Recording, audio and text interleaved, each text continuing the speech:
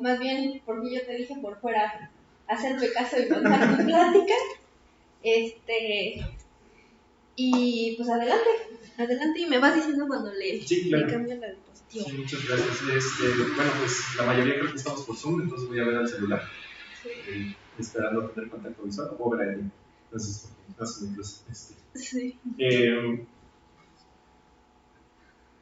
Creo yo que esta charla puede ser un poco esotérica, porque no es algo que esperaríamos, tal vez no sí de la facultad, pero no del plan de estudios de la carrera en ciencias de la computación. Y es algo, no obstante, que varias personas hemos pensado que se necesita desde hace muchos años. No es para nada ajeno que las carreras de física, matemáticas, tienen sus propias filosofías de matemáticas, tienen incluso historia de las matemáticas. Y creo que no son pocas. Dos historias y 4 filosofías de la ciencia. 2 historias y 4 filosofías, no. Y nosotros tenemos pues, ingeniería de software, tenemos autómatas y lenguajes formales. Entonces, nunca hemos tenido un acercamiento a la humanidad, a las humanidades desde la carrera de ciencias de la computación, pero tal vez eso no es tan sencillo de ver, porque uno pensaría primeramente que habría que definir primero qué es la ciencia de la computación, algo que no es tan sencillo de hacer. Entonces, para ese fin he preparado esta presentación que tiene un montón de cuestiones interesantes para tanto la filosofía general de la computación como para la computación misma, y espero que esto surja, sea para ustedes como una invitación, ya se me pegó el como que hizo, una invitación para hacerse preguntas filosóficas sobre la ciencia de la computación, si es que hacen ciencia de la computación, y si no, sobre la forma en la que sus propias disciplinas asumen a la máquina como una respuesta, un buen modelo. Entonces, pues ahora sí, que sigue, por favor. Que sigue.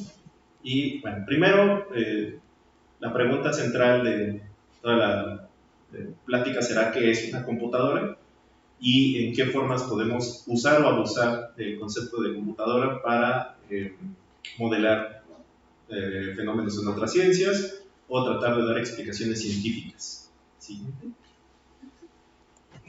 Primero, antes de llegar a eso, me gustaría comentar brevemente un poco de historia de la computación, que también creo que debería ser un curso en la facultad, no optativo, obviamente, pero sí me gustaría que existiera. Y sé que hay un par de personas en la facultad que están interesadas en dar un curso optativo de historia de la computación. No son pocas las personas que a lo largo de la historia han tenido la intención y el deseo de encontrar mecanismos que automaticen ciertas cosas, ciertos procesos de toma de decisiones, pero en particular parecería ser que Leibniz fue la persona más centrada en encontrar una cosa que le ayudase a automatizar el cálculo. Tenemos después a Babbage, que de hecho construye máquinas calculadoras, y finalmente a Ada Lovelace, que se encargó de construir diseñar el primer programa. Estas personas en realidad están más cercanas a lo que es la computación aplicada, que es la computación teórica, pero el gusanito de poder encontrar qué significa que algo sea automatizable o no ya estaba detrás. No obstante, lo que cimenta la ciencia de la computación no es per se la búsqueda de la automatización, sino algo más. Hilbert, a quien varios matemáticos muy posiblemente conocen, fue un eminente filósofo, lógico, matemático, que buscó recimentar las matemáticas durante la crisis fundacional de las matemáticas. Y entre sus muchos problemas a resolver, él planteó uno central llamado el problema de la decisión. Lo que él quería era encontrar un mecanismo, no voy a decir mecanismo todavía, él quería encontrar lo que él llamó un proceso finitario o un proceso efectivo que pudiese decirnos como una receta si un enunciado pertenecía o no a la matemática derivándose de los axiomas. Entonces lo que Hilbert planteó fue la búsqueda de estos mecanismos. Esta noción de mecanismo no es gratuita, lo he mencionado en otros espacios. Parecería ser que, inclusive un poquito antes de Descartes, la noción de la máquina nos ha permeado en tanto civilización que busca el entendimiento del mundo en el que vive.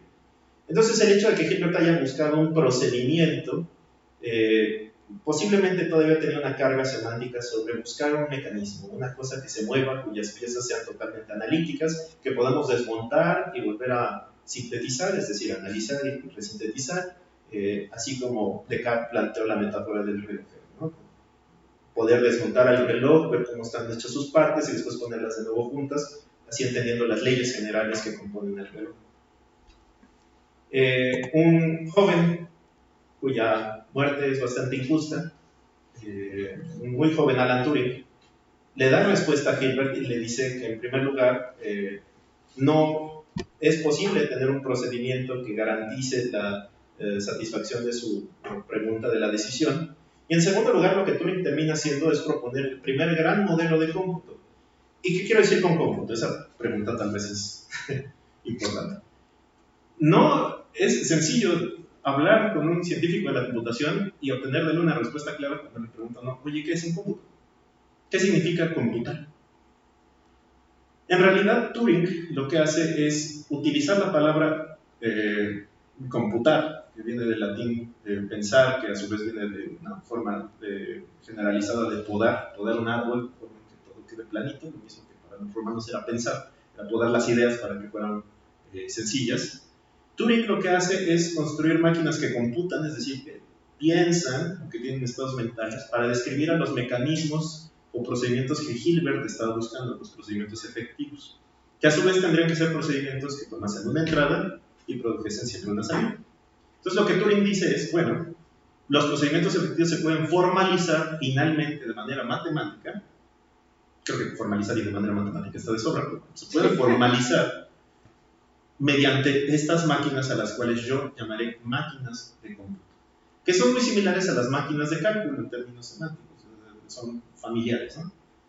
Uno de los alumnos de Turing, un gran amigo suyo, Robin Gandy, dice que el linaje de las máquinas de cálculo nace con Babbage, pero que se consolida con el mecanismo que Turing plantea. Y lo que termina haciendo Turing es diseñar una máquina abstracta, totalmente matemática, que lo que podrá hacer es tomar las descripciones de otras máquinas igualmente abstractas y simularlas. Esa es la máquina a la que Turing llamó máquina universal. Y es un hallazgo importantísimo para toda la ciencia de la computación, para en general la matemática, porque Turing lo que termina haciendo es poniendo la piedra cimentadora para todo lo que tenemos hoy como ciencia de la computación y como computación aplicada o ingeniería de la computación, y ahorita les explicaré por qué. Bien, a la par de Turing, y un poco antes, Alonzo Church hizo lo mismo, trató de responder a Hilbert, pero con un formalismo totalmente distinto, que es el cálculo lambda. Pero un poquito antes, si no mal recuerdo, Emil Post, que es la persona que está a la derecha, diseñó máquinas muy similares a las de Turing, pero según me he enterado, tuvo un ataque de ansiedad y no lo publicó. Entonces, pues le ganó Turing, le ganó Church, y después ya Emil Post dijo, esto se parece mucho a lo que yo hice, lo voy a publicar porque no estoy mal, ¿no? O sea, le dio un ataque de ansiedad hasta donde entiendo, porque pensó que su idea era incorrecta, dudó de su formalización.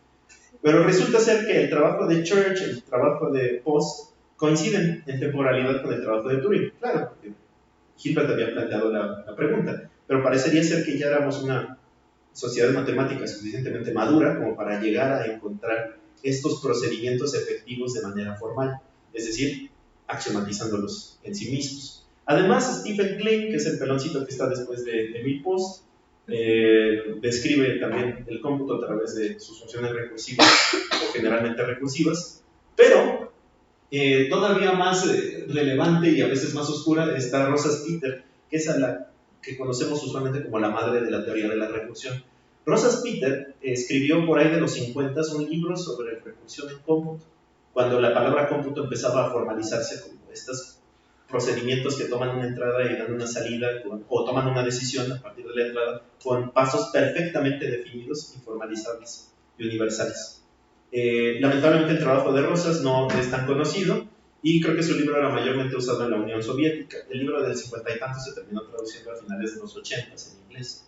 Y aún así ella es la primera persona que cimenta, hasta donde sabemos, en la historia de las matemáticas, la teoría de la recursión. Entonces también la puse ahí porque ella es madre de parte de lo que fundamenta la computación, que es la recursión.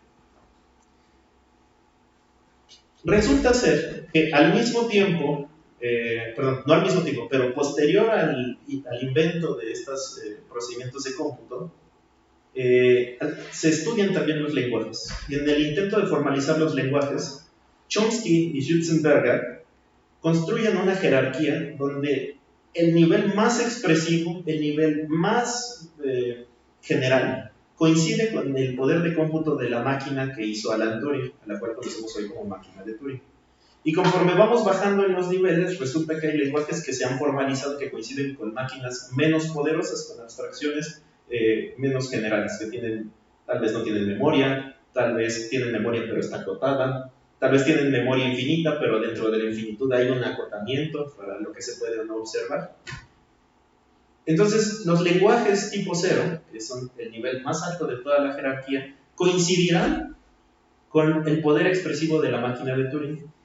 Y según la jerarquía de Chomsky, después de esta formalización y de este poder expresivo, ya no hay nada más.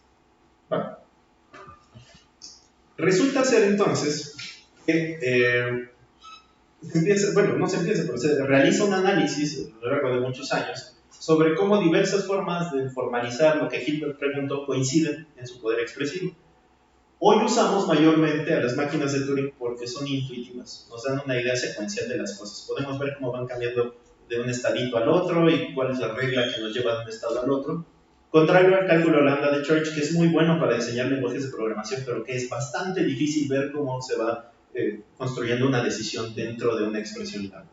Hay un seminario muy bueno que dirige la doctora Lourdes González Huesca todos los jueves de 12 a 2 sobre lenguajes formales, el cálculo lambda particularmente, y su vinculación con el lenguaje natural. ¿Cómo podemos formalizar el lenguaje humano?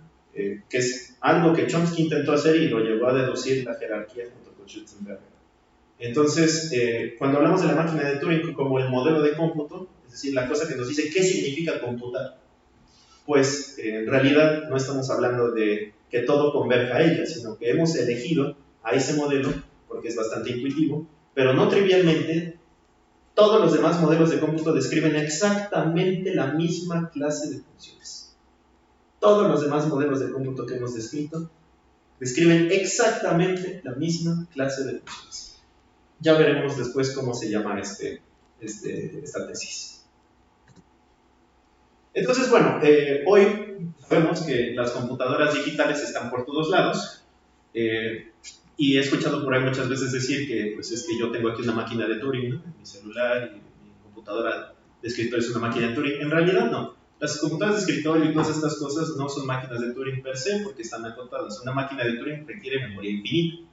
Y estas cosas, pues, no tienen memoria infinita y si la tienen, pues, seguro nos saldría muy caro. Entonces, no son la misma cosa, pero sí se parecen mucho. En realidad estas cosas tienen una arquitectura formal a la cual llamamos máquinas de acceso aleatorio, RAM. Y esas mismas máquinas, cuando asumimos ciertas propiedades como memoria infinita, sí son máquinas de Turing. Es decir, se puede encontrar que describen las mismas funciones que describen las máquinas de Turing. Entonces lo que termina haciendo Turing es dándole empuje a la ciencia que estudia las cosas que computan. Pero, ¿eso es una ciencia? ¿Qué son las cosas que computan? Entonces les traigo una pequeña selección de problemas clásicos en cómputo que nos hacen preguntarnos cuestiones filosóficas sobre los mismos. En primer lugar, pues quisiéramos preguntarnos qué rayos es una computadora y qué significa que algo compute. También nos podríamos preguntar si de hecho existe la ciencia de la computación como una ciencia, y si asumimos que es una ciencia, entonces ¿cuál es su objeto de estudio natural, si es que es una ciencia natural? Es decir, si la ciencia de la computación es una ciencia natural, entonces existen las computadoras como objetos naturales en el universo. Yo puedo llegar a encontrar, este hoyo negro se comporta como una computadora, es una computadora. A unos muy queridos alumnos les di a leer un paper voladísimo de un señor que caracteriza un agujero negro como una computadora, ¿no? Y les pedí comentarios sobre el paper y decían, es que esto es un exceso, ¿no? Es un abuso de la metáfora de la computadora para describir algo que tal vez no la necesita. Y yo lo que les comenté es, sí, pero tal vez lo que estamos queriendo decir es que se comporta como una computadora, entonces es una computadora. Vamos, el trabajo descriptivo de la ciencia, ¿no? Entonces una pregunta central para la ciencia de la computación es, en primer lugar, ¿es una ciencia? ¿Por qué no pensar que es una ingeniería? ¿Por qué no pensar que el cómputo teórico es en realidad matemática pura y que la computación es en realidad matemática aplicada a la ingeniería? No he visto muchos intentos por describir fenómenos naturales como agujeros negros, como computadoras, salvo ese que les comenté, y tal vez hay un par más en internet. En realidad, el cómputo se usa para describir comportamientos o para simular comportamientos.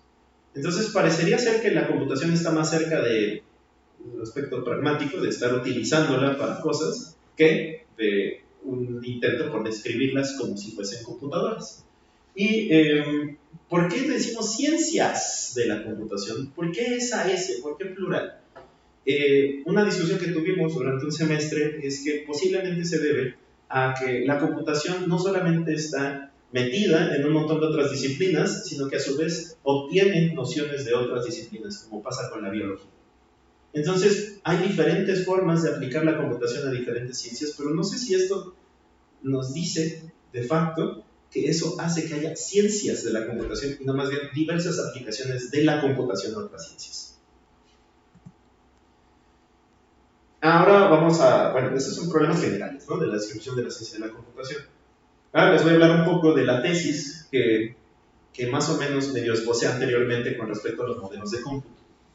Stephen Kling, en un libro muy importante, cuyo nombre ya olvidé, pero con todo gusto se los comparto porque lo tengo en PDF.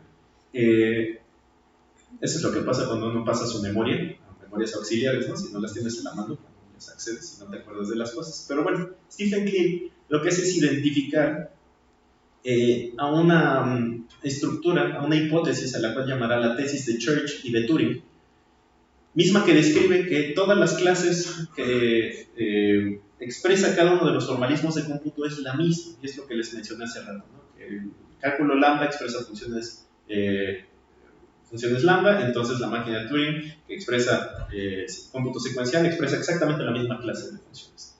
No es sencillo encontrar una transformación del cálculo lambda a la máquina de Turing, por ejemplo, pero sí se puede. Y en sí lo que dice la tesis de Church, así conceptual, es que no importa qué tipo de formalismo nuevo nos inventemos para describir a las funciones computables, no habrá un formalismo que pueda hacer más de los que ya hemos descubierto. Y no trivialmente, no habrá formalismo que haga más que la máquina de Turing.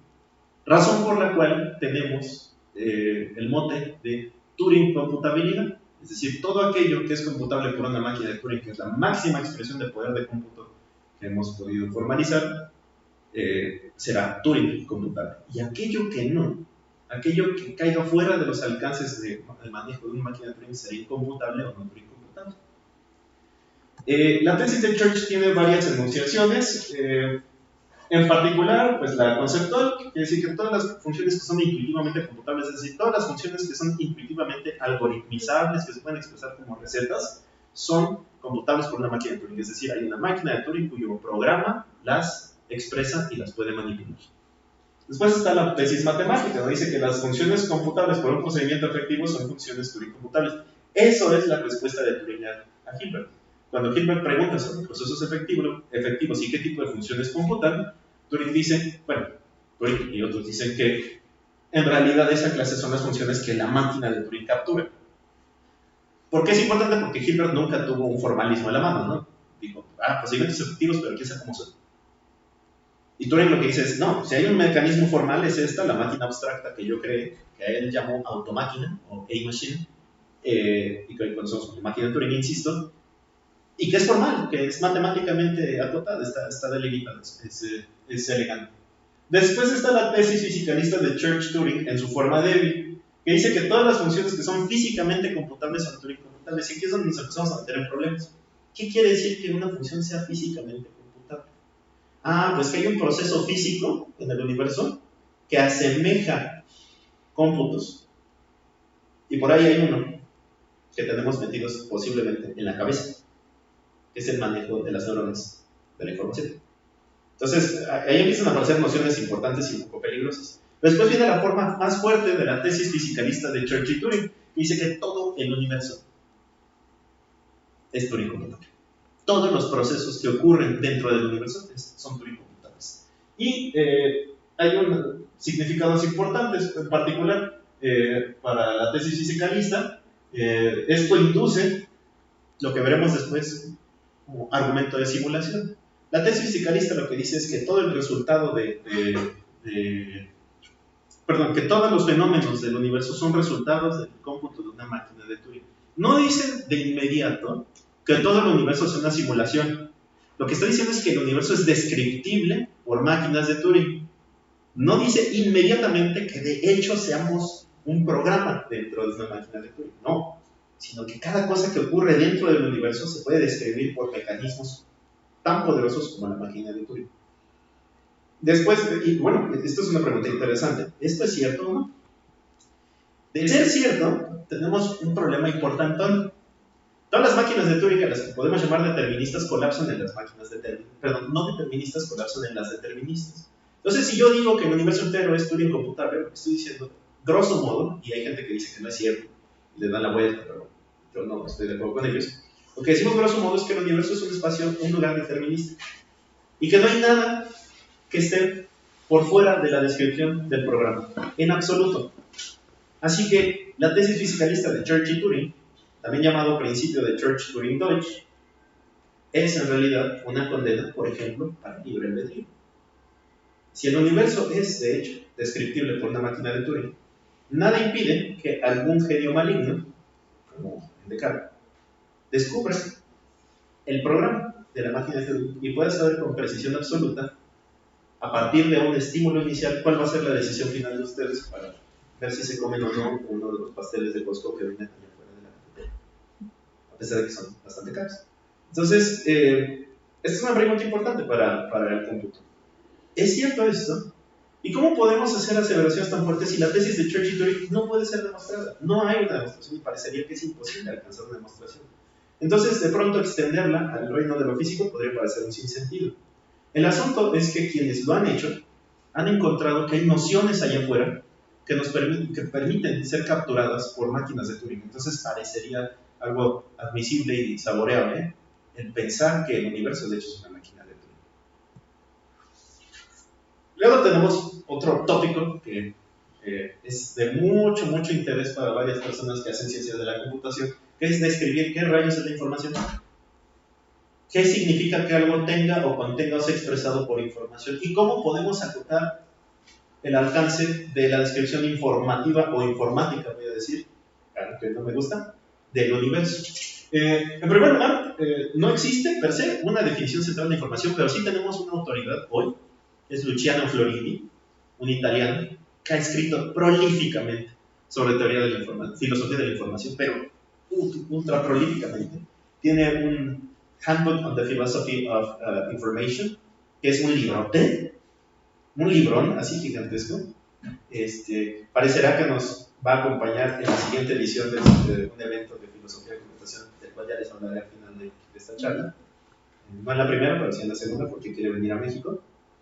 Y bueno, él es un eje rector. Pero tal vez quiere decir eso, porque no hay suficiente gente hablando sobre eso. ¿Por qué solo hay una autoridad? ¿No? Siempre hay que cuestionar eso. ¿Por qué solo hay una persona que habla? ¿Por qué solo Jaime Maussan habla de los aliens entamalados? ¿No? ¿Quién está Jacobo? Jacobo. Después, también delimitar qué es la ciencia de la información, ¿no? Hasta dónde llega y dónde se entrecruza con la noción de información en física.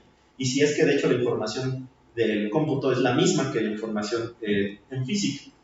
Luego tenemos también como pregunta hasta dónde llega la aplicación de los métodos de la información para describir el universo, y después si no es que tal vez el universo entero es capturable por la noción de información, y de ser eso, entonces ¿qué tipo de mecanismos podrían manipular esa información en el universo? Esto nos vuelve a llevar a la tesis fisicalista de Church y Turing. La tesis fisicalista de Church y Turing induce lo que se conocía antes como física digital, pero hoy se conoce como filosofía digital. Hay físicos que suponen que el universo es una computadora y que entonces la información es una forma eficiente de expresar o descubrir la causalidad en el universo. Estos son algunos problemas clásicos, es decir, están ahí engranados desde hace mucho tiempo y no nos dejan en paz. Pero hay otros problemas todavía más emocionantes que tenemos en mano. Primero, ¿qué ocurre si nos quedamos solamente con una versión acotada de la tesis fisicalista de Church y Turing y pensamos que la mente de hecho es expresable o descriptible por mecanismos de cómputo. ¿Qué significa eso? Esa tesis, que es la tesis computacional de la mente o la teoría computacional de la mente hoy, estaba hasta hace no mucho tiempo en el centro de la investigación en ciencia cognitiva. Persona que hiciera ciencia cognitiva, la que ustedes le preguntasen, les diría, claro, la mente es una máquina y lo que hay que describir es el programa que que induce los fenómenos mentales. Hoy día tenemos ciencias cognitivas totalmente dispares o que están en disputa con el computacionalismo. Una de ellas es la ciencia cognitiva en activo. Aquí hace no mucho hubo un investigador, Tom Froese, que investigó en el IMAS justamente los fundamentos de la ciencia cognitiva corporizada, que requiere acción, que está extendida en el ambiente y que está embebida en el ambiente y extendida en los agentes. Es decir, la mente y sus fenómenos no están acotados a una máquina como esta que tiene neuronas, sino que se extiende a todo lo que nosotros experimentamos día a día y cómo actuamos en esa experiencia. No obstante, pues el computacionalismo tiene un gran empuje todavía. En contra del computacionalismo, pero después medio absorbido por él, se encontraba el conexionismo, que es la perspectiva que describe la mente a través de la conexión entre elementos atómicos. El conexionismo da como resultado práctico a las redes neuronales artificiales. No obstante, hay un teorema muy bonito que muestra que las redes neuronales artificiales con pesos en los racionales son exactamente máquinas de Turing. Entonces parece ser que el computacionalismo agarra otra vez otro formalismo y dice, vémonos para acá. No importa que describas a la mente como una red neuronal que parece una caja negra, no te puedo demostrar, no puedo hacer la demostración constructiva, pero te puedo demostrar que esta cosa es una máquina de Turing. Entonces, por los supuestos del computacionalismo se sostiene. ¿Qué significaría entonces para nosotros que nuestra mente fuese una máquina de cómputo? ¿Qué significaría para nuestra toma de decisiones también? Tenemos otros problemas interesantes como decidir si de hecho la vida, el fenómeno de la vida, depende de algún mecanismo de cómputo. La biología molecular asume mucho que de hecho sí, que uno de los mecanismos que subyacen a la aparición de la vida y su reproducción son mecanismos de cómputo, que tienen que ver con traducción y con transcripción. No obstante, este señor que, como les he dicho siempre a mis alumnos, tuvo el mal gusto de morirse, el señor Robert Rosen, un biólogo matemático, no sé si alguien aquí haga biología matemática, pero si no, si alguien tal vez en Zoom hace biología matemática, este señor fue alumno del fundador de la biología matemática, Nikolai Rashevsky. Y lo que Rosen y Rashevsky argumentaron, pero más fuerte Rosen, es que la vida es incomputable, porque no hay un modelo único que capture la vida que sea Turing computable. ¿Por qué? Eso es un trabajo enorme. Alguna vez una presentación de eso, todo el mundo se quedó confundido. Debo admitir que yo llevo confundido como 10 años. Desde hace mucho tiempo estudio a este señor. Y hay cosas que no entiendo porque además están hechas en teoría de categorías. O sea, todo su formalismo es categoría. Entonces hay cosas muy oscuras que ya no nos puede explicar porque le dio diabetes y se fue. Pero supongamos que lo que dice es cierto, que la vida es incomputable. Entonces, ¿qué significa eso para disciplinas como la vida artificial? Que lo que decía Rosen es que la vida artificial es un sinsentido, que no hay vida artificial, que hay simulaciones de vida, pero que lograr la vida artificial, es decir, crear vida con todas las características de la vida en medios no naturales, es imposible. Entonces, ¿qué significa eso para una disciplina como la de la vida artificial? Tal vez en lo reciente nada, porque la vida artificial no se dedica ya a preguntas filosóficas como si de hecho es posible vida que no sea natural, sino a hacer simulaciones de vida, ¿no? O de dinámica de poblaciones, cosas que se hacen en cómputo evolutivo. Pero en su momento esta fue una pregunta demoledora para la disciplina de la vida artificial. Y después, ¿qué implica esto para otras disciplinas como la biología molecular que asumen el mecanismo de las computadoras como fuerza explicativa del fenómeno de la vida, o al menos de la de la replicación? Eso es interesante. Y después está la disciplina llamada hipercómputo, que está bien loca. ¿Qué pasa si nos inventamos modelos que computan más que la máquina de Turing? Pues no lo crean, hay gente que lo ha hecho, que los ha formalizado. Hay una investigadora muy buena que se llama Ava Sigelman en Estados Unidos, que ha empezado a construir una red neuronal analógica que en su hipótesis computa más que una máquina de Turing. El problema de todos estos modelos es que pues, no son muy útiles. Hay uno, ¿sí lo puse ahí? Ah, sí. Hay una máquina de Turing a la que tendríamos que poner el horizonte de eventos de un agujero negro para que haga más que una máquina de Turing, pero pues, la cosa es después cómo la sacas. ¿Cómo le sacas una respuesta? ¿Cómo le preguntas, oye, sí o no? qué tedio, ¿no? Este procedimiento. No hay formas prácticas. Entonces, aunque no es una disciplina que produzca formalismos matemáticos verdaderamente aplicables a la vida diaria, sí es una disciplina que pone en entredicho el que el universo no sea una máquina de Turing, porque lo que ellos dicen es, pues es que tal vez sí lo es, nada más no una máquina de Turing normal, sino una máquina de Turing con algo más, o una máquina de estas, que computan más que la máquina de Turing. Y bueno, finalmente, nos gusta a todo el mundo, los problemas éticos en inteligencia artificial. Hay un largo, etcétera, enorme de problemas éticos en inteligencia artificial. A mí los que me gustan mucho son justamente el de los sesgos en inteligencia artificial. ¿Qué significa que una inteligencia artificial tenga sesgos y cómo podemos evitar que los tenga? Y cómo es que utilizando de manera reiterada inteligencias artificiales replicamos sesgos de manera inadvertida. Sesgos raciales, sesgos de especie, sesgos de clase. Y después, ¿qué significa que embebamos inteligencia artificial en todos los espacios del ser humano para la privacidad, para la seguridad y para la misma creatividad? Esto que pasó con el Papa, yo el semestre pasado se rieron de mí. Pues es que yo dije, ¿a poco el Papa sí se vistió así, no que andaba en silla de ruedas? Dice, pues ¿qué anda haciendo? No, pues era un deepfake, ¿no? Pues yo no me di cuenta. No me di cuenta, yo el computólogo no se dio cuenta, ¿no? Que los dedos estaban así todos torcidos. Ahí no, ahí nada más tiene 3, ¿no? Nada más tiene 3 dedos. Podría haberme dado cuenta, pero no lo vi. Entonces, conforme estas tecnologías se van metiendo un poco más y más, nos auxilian a realizar tareas, pero también tal vez nos remueven una responsabilidad creativa o de discernimiento de la vida diaria.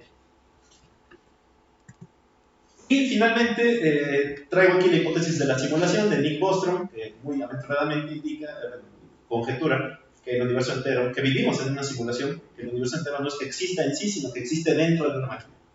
Que somos el resultado de los cómputos de una máquina muy poderosa que produce toda esta realidad. Nick Bostrom tiene un montón de argumentos para defenderse. Yo tengo algunos más, como por ejemplo, bueno, por no se los digo porque sí puede sonar medio pseudocientífico, pero el punto es que es una hipótesis de trabajo y está metida en el núcleo de la ciencia de la computación, porque si nosotros decidimos describir al universo como una simulación, entonces ya tenemos un objeto de estudio natural de la ciencia de la computación. Todo el universo. Como resultado del cómputo de una máquina.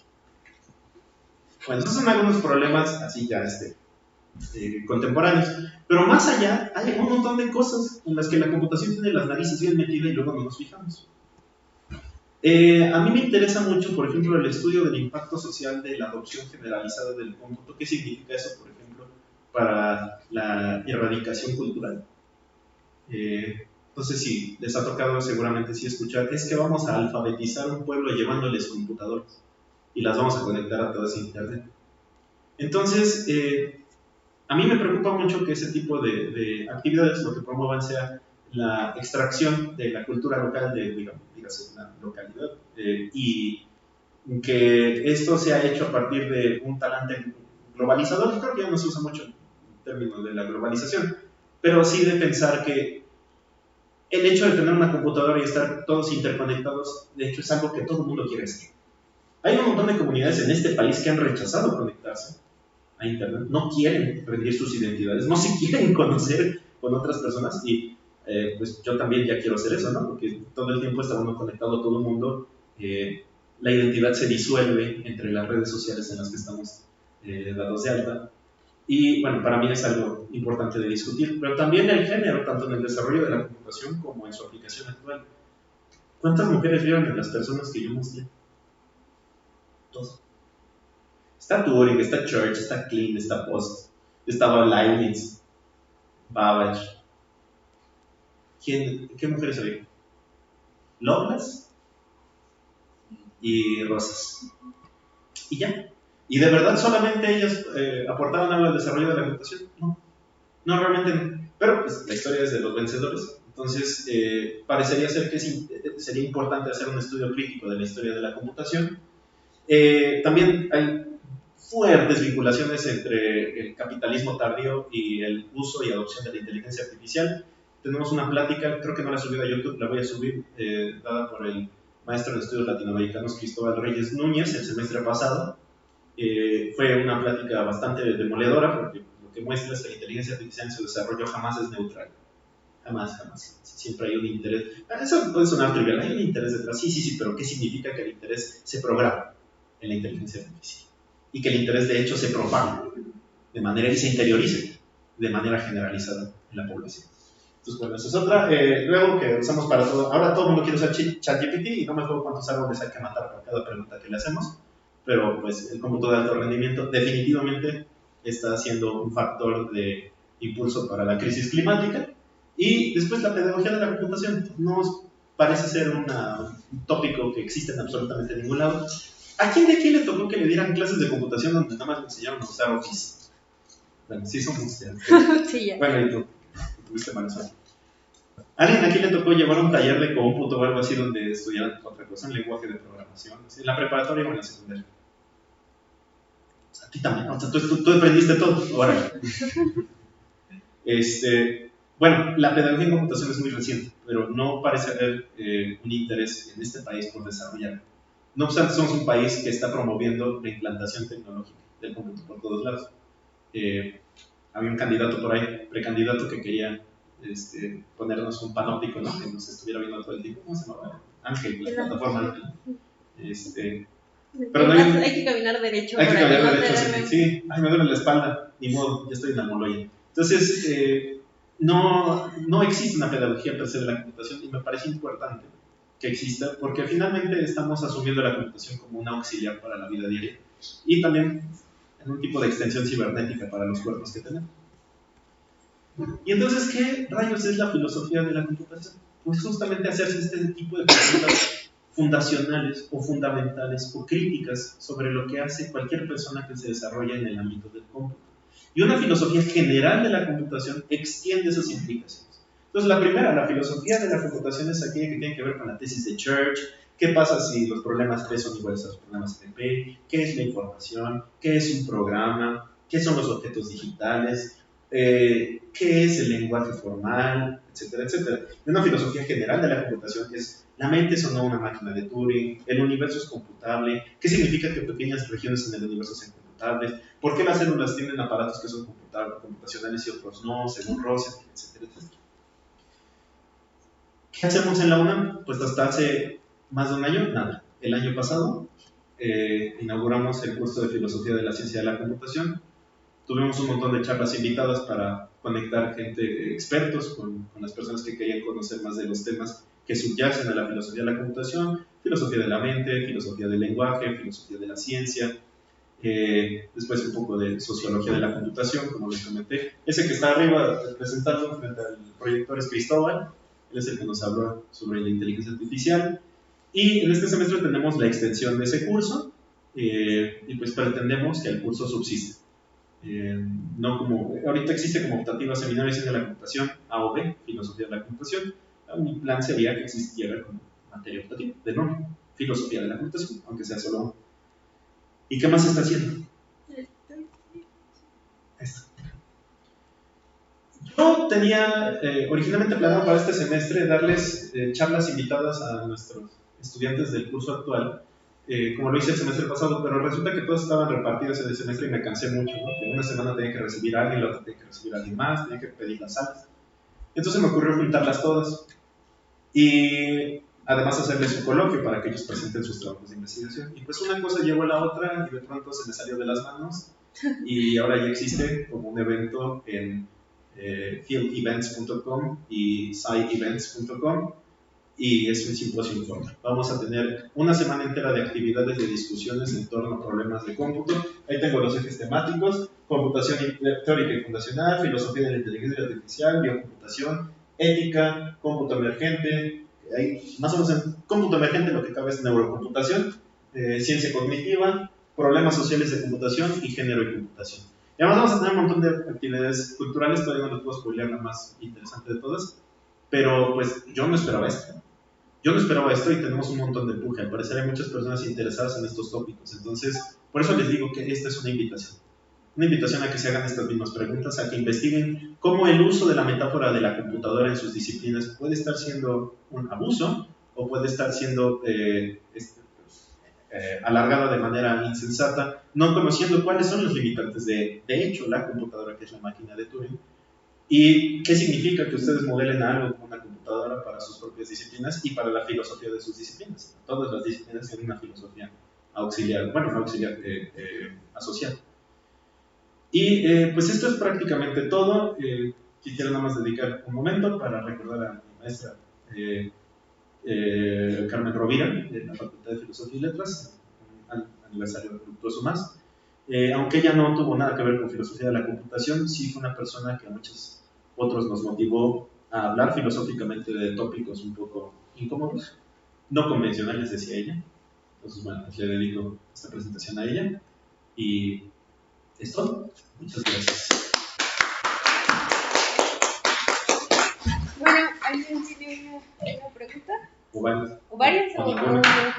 ¿O quieren programar? ¿Nos podemos programar? ¿A qué te refieres con que las computadoras como el celular así están acotadas? Bueno, tal vez es que no lo explica. Que las máquinas de Turing tienen como descripción fundamental el hecho de que trabajan sobre una cinta infinita a la izquierda e infinita a la derecha. Entonces, lo que Turing trabaja en su paper on computable numbers, en donde le da respuesta a Hilbert, es en realidad la formalización de un matemático que no se mueve, que no tiene memoria que se le acaba, que tiene un lápiz que no se termina. Entonces, lo que él dice es, bueno, en esta cinta de trabajo la máquina va a ir expresando todas sus decisiones.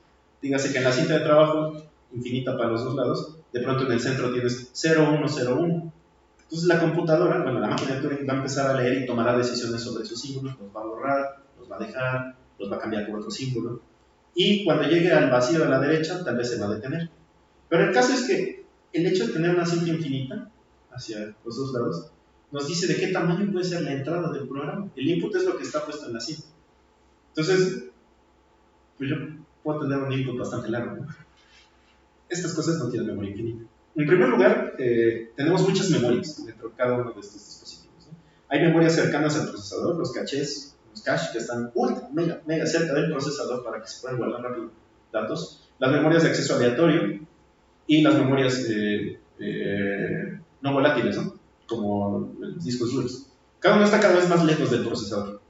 Entonces, pues el procesador tiene que mandar información a ellas y conforme más lejos esté, más necesario es tal vez que se almacenen para siempre. Mientras más cerca es porque es más útil al procesador de forma fugaz. Pero cada una de esas es finita. Cada una de esas chips de memoria, cada uno de esos DIMMs, discos duros, tiene un tamaño finito. Entonces una máquina de Turing real, per se, implementarla, es físicamente implausible. La única máquina de Turing que podría implementarse en este universo, pues es el universo, si conjeturas que el universo no va a dejar de crecer. Y aún así habría que preguntarse, pues, qué significa usar al universo como una memoria, ¿no? Sería nada más la memoria. ¿Dónde está el programa? Entonces, a eso me refiero con que pues, las computadoras estas no son máquinas de Turing. Sí se parecen, hacen cosas muy similares. El programa está almacenado. Ustedes tienen un sistema operativo. Y el sistema operativo corre programas.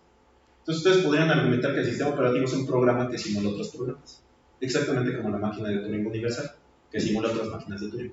Entonces, pues sí, se parecen mucho, pero no son máquinas.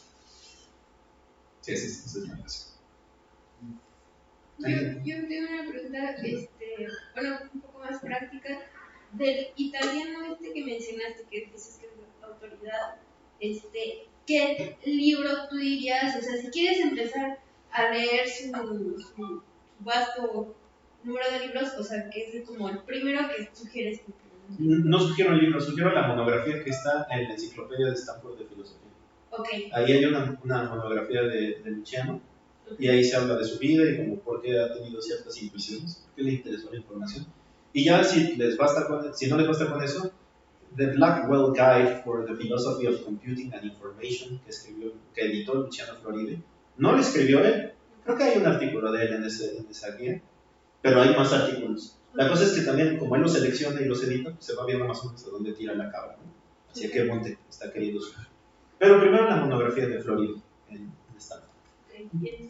¿Alguien más tiene una pregunta? ¿Nada? ¿Todo claro? ¿Todo el mundo cree que somos máquinas de Turing? Bueno, pregunta. ¿Alguien aquí cree que vamos a poder subir nuestras mentes a computadoras en el futuro?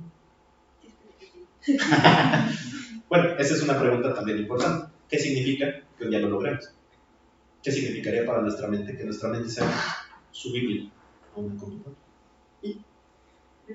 Muchísimas gracias. No, ¿de qué? Y muchísimas gracias a ti por venir. O sea, y pues que nos pases el cartel si quieres para compartirlo en nuestras redes sociales. Sí. Porque, pues no sé tú, pero yo sí opino que nosotros como ciencias estamos como a veces muy alejados de este tipo de tópicos, de las comunidades, o sea, como que ya solamente nos centramos en hacer ciencias y este tipo de preguntas sí. O sea, primero como personas humanas que usamos la información, la computación, y luego pues ya como científicos, qué tan ético, qué tan, claro. qué estamos haciendo, ¿no? Y por qué lo estamos haciendo. Sí, y no aventurarnos tal vez a asumir cosas muy fuertes como, las células son computadoras, porque entonces tal vez te cargas a todo lo que está construido sobre la célula, ¿no? Y dices, pues yo lo soy. O sea, bueno, tal vez no, tal vez la teoría de la complejidad diga sí, pero es que en la unión, pues sí, pero ya estás poniendo una piedra que es medio endeble, es la metáfora del edificio de la ciencia, ¿no? Que dicen, es que la ciencia se construye como un edificio, pues sí, pero si hay un ladrillo que está endeble, ¿qué pasa con la ciencia? ¿Se cae? ¿Por qué no se ha caído? Entonces tal vez no es así como se construyen las cosas por ladrillos, ¿no? Y sí, me parece cierto que no estamos cerca de las humanidades, pero sí hay un empuje muy fuerte para integrar materias de humanidades en los planes subsecuentes, en los nuevos planes, salvo en el de biología, básicamente, pero sé que en el plan de ciencia de la computación se quieren meter una o dos materias de humanidades, entonces espero que sea esta, y si no, pues ya no. Bueno, y te vamos a entregar de parte de nuestra organización, de todos. Muchísimas gracias. Y pues, si tú quisieras para la segunda jornada seguir con estos temas, pues sí, si quieren la próxima vez hablamos ya de teoría de categorías y autómatas, para que sea más formal y digan, sí hay símbolos, ¿no? Sí. Tiene valor si tiene símbolos que no. Sí, muchísimas gracias. Gracias a todos también.